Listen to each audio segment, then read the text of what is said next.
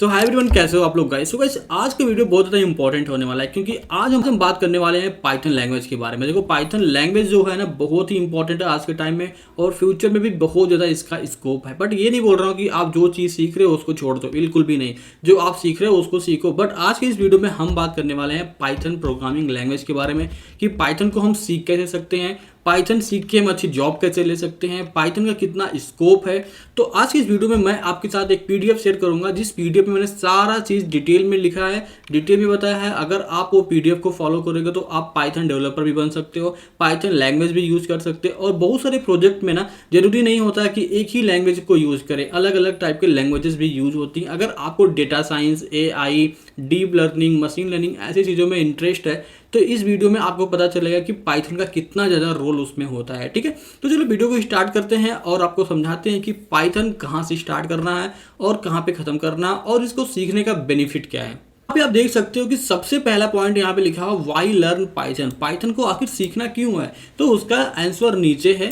वर्सिलिटी in the web development, data science, machine learning and automation. आप समझ गए होगे इतना ही वर्ड सुन के, क्योंकि ऑटोमेशन जहाँ पे ऑटोमेशन की बात आती है, जहाँ पे मशीन लर्निंग की बात आती है, जहाँ पे डेटा साइंस, जहाँ पे एआई जैसी चीज़ों की बात आती है, तो वहाँ पे पाइथन सबसे आगे रहता है। ठीक है, तो अभी यहाँ पे देख सकते हो कि top choices for the beginner and experience developer alike. मतलब जो ये पाइथन लैंग्वेज है ना, आप देख सकते हो कि top choice beginner and experience developer alike. मतलब जो वेबसाइट्स बनाने के काम होते हैं, जो एआई बोट्स बनाते हैं, जैसे कई वेबसाइट हमने देखा होगा राइट साइड में कुछ बोट्स रहते हैं जहां से ऑटोमेटिक रिस्पॉन्स देते हैं। ठीक है, तो वो जो टूल बनता है ना वो पाइथन का ही यूज़ करके बनता है। यानी कि बहुत सारी चीज़ें होती हैं पाइथन के अंदर, आपको समझ में अच्छे से आएगा। और यहाँ पे देखो क्या mention company use the Python, Netflix, Google and the Spotify.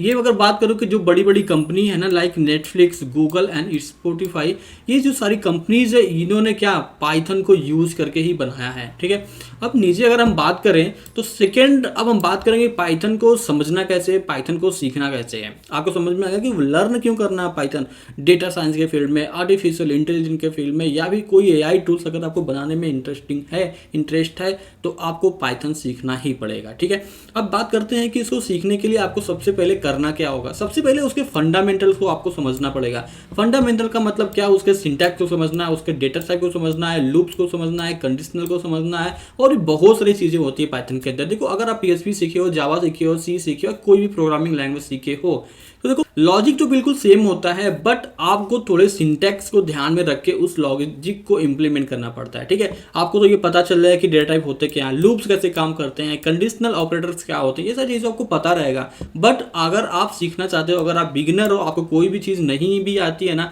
तो पाइथन को स्टार्ट करने से ना आप इजीली समझ सकते हो। बहुत ही ईजी लैंग्वेज है ये। ठीक है, आप एकदम बढ़िया से इसको समझ लोगे।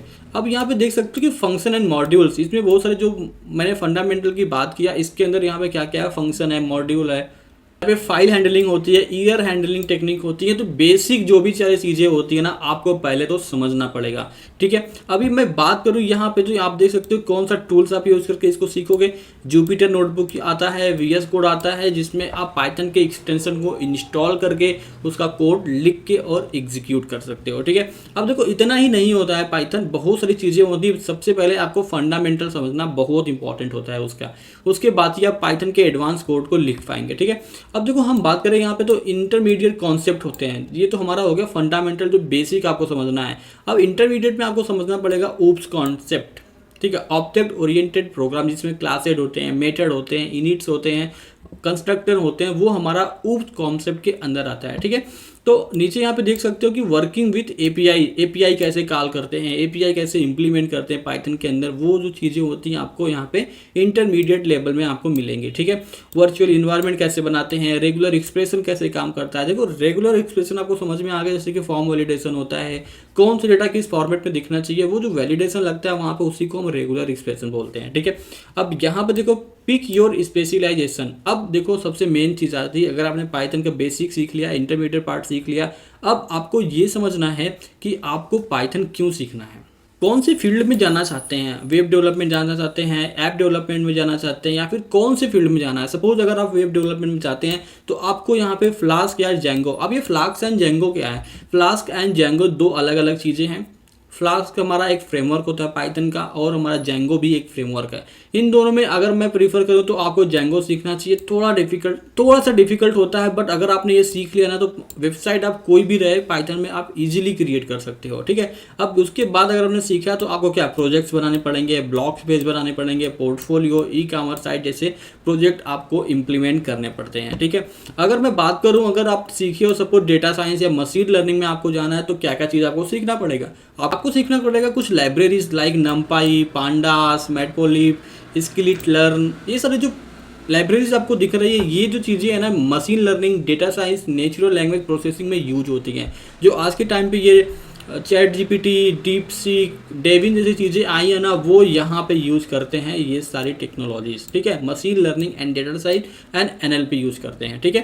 तो प्रेडिक्टिव एनालिटिक्स मॉडल्स जैसे चीज़ों को आपको इंप्लीमेंट करना पड़ता है। मतलब उसके बेस पे सपोज कोई लास्ट इंस्ट्रक्शन को यूज करके आगे कौन सा इंस्ट्रक्शन प्रोवाइड करना है, वो हमारा प्रेडिक्टिव एनालिटिक्स मॉडल्स होता है, ठीक है। जैसे हमारा चैट जीपीटी क्या है, जब भी कोई इंस्ट्रक्शन देते हैं तो सबसे पहले फ्रेश कंटेंट देता है, बट अगेन अगर हम कोई डेटा उसमें डालते हैं, कोई क्वेश्चन डालते हैं, तो प्रीवियस प्रोसेसिंग करने के बाद ही हमको उस बेस पे रिजल्ट प्रोवाइड करता है, ठीक है।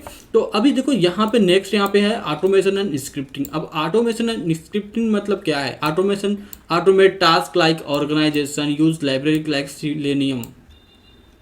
आपने टेस्टिंग तो सुना होगा। टेस्टिंग में क्या होता है? ऑटोमेशन टेस्टिंग होता है और मैनुअल टेस्टिंग भी होता है। तो ये जो चीज़ है ना, इसको यूज करके आप टेस्टिंग में भी जा सकते हो। अब यहाँ पे आप देख सकते हो कि गेम डेवलपमेंट ऑप्शनल मतलब क्या है? ये ऑप्शनल में आप क्या कर सकते हो, कुछ ऐसा गेम बना सकते हो जैसे टिकटॉक गेम हो गया, कोई स्नैक गेम हो गया, कोई बॉल का गेम हो गया। ये सारे गेम्स आप क्या पाइथन में बहुत ईजिली बना लोगे, ठीक है। बहुत सारी प्रॉब्लम नहीं आती इसमें, थोड़े से दिमाग लगाना पड़ता है, बट आप चीज़ें सीख लेते हो। अब यहाँ पे देखो क्या है, बिल्ड रियल वर्ल्ड प्रोजेक्ट। अब वर्ल्ड में जो प्रोजेक्ट चलते हैं ना, वो उससे आपको क्या प्रोजेक्ट बनाना पड़ेगा। Like exercise important of GitHub portfolio, showcase crude apps, automation scheme, machine learning models, participate on the open source contribution. तो ये सारी चीज़ें क्या आपको करना पड़ेगा, ठीक है। यानी गिटहब के अंदर आप पोर्टफोलियो डाल सकते हो, अपना वर्क शोकेस कर सकते हो, लोगों को दिखा सकते हो। बहुत सारी चीज़ें हैं, गिटहब आपको समझ में आना चाहिए, ठीक है। गिटहब भी आप सीख सकते हो, बहुत अच्छा होता है गिटहब। नेक्स्ट बात करते हैं कि soft skill and career growth. अब सॉफ्ट स्किल मतलब क्या है? सॉफ्ट स्किल का मतलब तो आपको समझ में होगा, कुछ कम्युनिकेशन से रिलेटेड होगा, बट करियर ग्रोथ के लिए आपको ना कुछ चीज़ें सीखनी पड़ेंगी। लाइक वर्जन कंट्रोल क्या होता है, गिट एंड गिटहब क्या होता है, एंड मेंटेनेबल कोड कैसे लिखते हैं, मतलब कोई कोड में अगर प्रॉब्लम हो गया तो उसको मेंटेन कैसे करना है, बार बार उसमें एरर वगैरह कुछ ना आ जाए, प्रॉब्लम को रिजॉल्व करने की जो स्ट्रेटजीज होती है वो कैसे आपको इंप्लीमेंट करना है। तो वो सारी चीज़ें आपको यहाँ पे सीखना पड़ता है, ठीक है। और रिसोर्सेज की अगर बात करूँ, जैसे कि अगर यहाँ पे यूट्यूब चैनल है, फ्री कोड कैंपेन की वेबसाइट भी है, कोड एकेडमी है, रियल पाइथन है, और आप कम्युनिटी को ज्वाइन करके भी चीज़ों को सीख सकते हो। सपोज आपको कोई प्रॉब्लम है, कोई क्वेश्चन है, तो आप यहाँ पे रेडिट, डिस्कॉर्ड, स्टैक ओवरफ्लो जैसी चीज़ों को यूज करके अपने प्रॉब्लम्स को सॉल्व भी कर सकते हो।